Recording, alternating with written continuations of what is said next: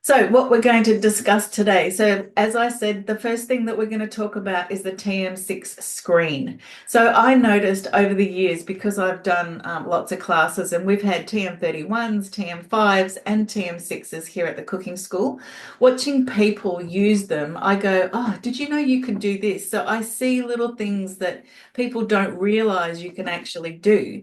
So, what I've done is I've taken the TM6, because that's pretty much what most people have these days. I've taken the TM6 and I've done a little video showing you where these points are that people miss. The next thing we'll do is we'll look at Cookie and I'm going to go onto the website and the app and show you the difference between the two, which there's not too much difference now, but I'll show you on my computer screen the two differences. Trip up if you can't find something, so that will help if you're looking for someone's recipe. Okay, and then, like I said, we'll go on to question time. All right, so you don't know what you don't know. And this is the thing that I find all the time, watching people in the cooking school, watching them do something, and I go, wow, you don't know how to do that. Let me just show you. So I always say, my husband and I do lots of seminars online, and we always say that if you learn one thing that helps you, it is worth going. So, especially if they're free, like this one. Every time I demonstrate something, so the Thermomix, someone always says to me, I didn't know the Thermomix could do that. Let's get on and have a look at the first video. As I said, if you have any questions, we'll chat about them after we've had a look at this. It's just a short one. Once you've set up your Thermomix TM6, this is the screen that your TM6 will open on, and it's the manual mode. Let's scroll to the right first and have a look at Cookie Dough. So this is the Cookie Dough screen, and if you click on the down arrow here, you can scroll to loads of different things. This changes all the time. I like to think of it as a magazine. You can check that out from time to time and learn new things. If you click the little home button at the top here, it will take you straight back to your middle menu, which is the manual mode. And if you click on the hamburger, which is those three little lines at the top, it will open up your main menu, which is where you can put your recipes, which is where you can schedule your meals to be cooked. You can look at recently cooked.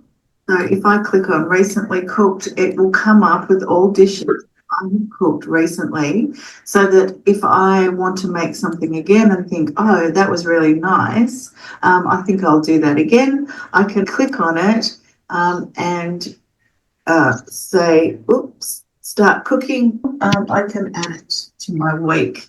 So that's a really cool one if you can't remember what something was called. All right, so I'm going back to here.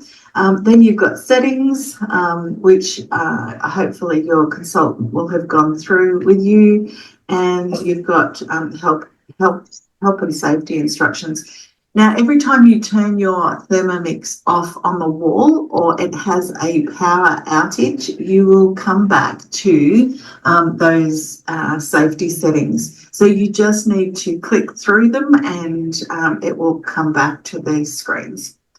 The last screen, if you scroll to the left, you will see is your modes screen. So this screen here has all the modes that are currently built into X, and clicking on them will actually take you to, let me find one that I haven't got rid of, maybe egg boiler. Okay, so every time, the very first time you click on them, it will come up with instructions on how this works. Now, if you want to, you can actually click down here where it says don't show this message again, and that will no longer come up. But you'll see that at the top here, it has a little information button. So if you decide that you do want to read that again, you can click on that and it will come up again. So it's always there. I'm going to go back to the mode screen and go to Dough, which is one that I have got rid of that information. But I'm just going to show you how I can go back now and look at Dough and read what I need to find out. So that's really cool. All right, so let's have a look at a few more things that some people don't realize. One is if you click down on this little drop down, you'll see that you have got, you can set a timer as well. So if I'm doing something and I don't want my Thermomix to turn off, because, you know, if it's sitting idle for, I think it's 15 minutes, it will actually shut down. So if I'm between processes and I think, well, look, I'm going to be like 20 minutes now and I don't want my Thermomix to shut down while it's not doing anything, I will just put a timer on and click start. And this is going to then go for 4 hours without shutting down. So when the 4 hours are up, it will beep, and then 15 minutes later it will turn off. But you can clear that by just pressing clear, and it will turn the timer off. So if you decide you want to shut it down, you can.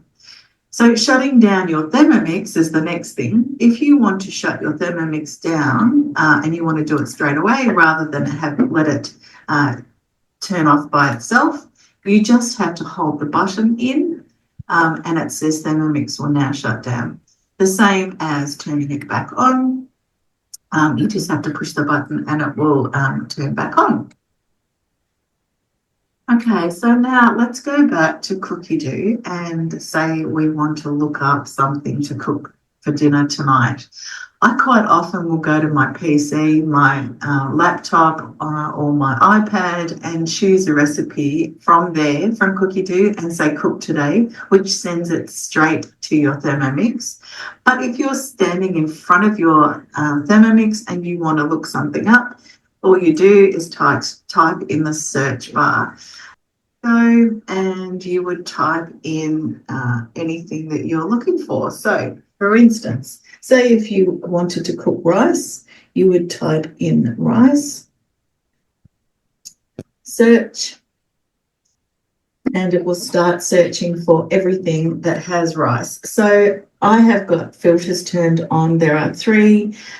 So that reduces my results to 837 results found for rice.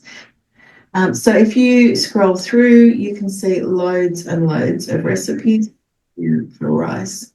As I say, I find it easier for myself to actually find a recipe on Cookie on another device and send it straight here, which is really easy to do, which I'll show you next.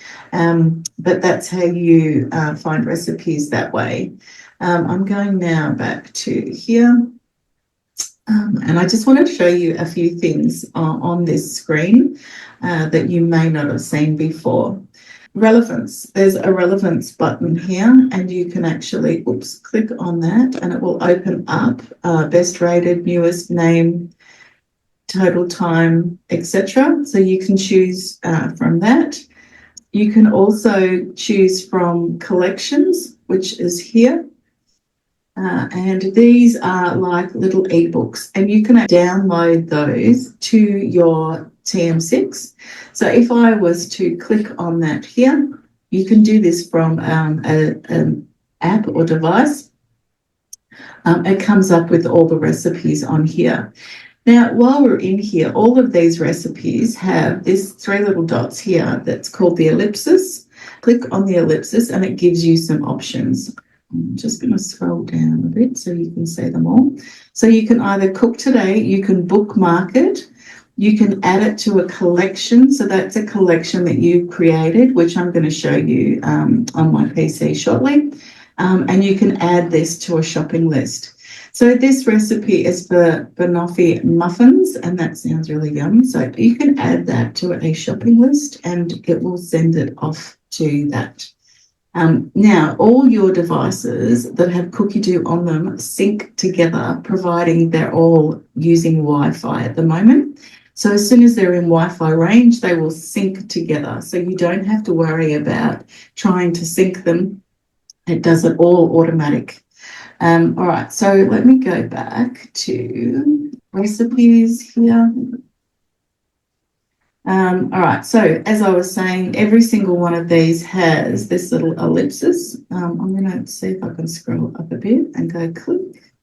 And here are your choices for these. So these are actually recipes that were on Cookie-Do and not in the collection. So you can cook today, bookmark, or add to a shopping list. So, all right, so I think now I will show you on my PC the filters, etc. All right. Have you got any questions for me from there? I know I showed this to my husband a little while ago, and I said to him, you know, have a look at that. Was there anything there that you were confused about? And he said, yes, the timer. So your Thermomix, when it's doing something, it will not shut down. So if you're slow cooking, you can slow cook up to 8 hours. If it's fermenting, you can ferment to 12 hours, and it will not shut down while it's doing a process.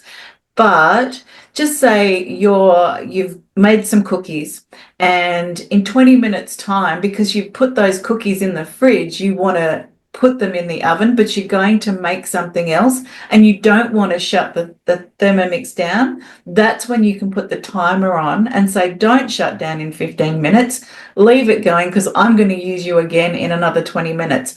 But it sits there idle for 20 minutes. Does that make sense? Yeah. Yeah, cool.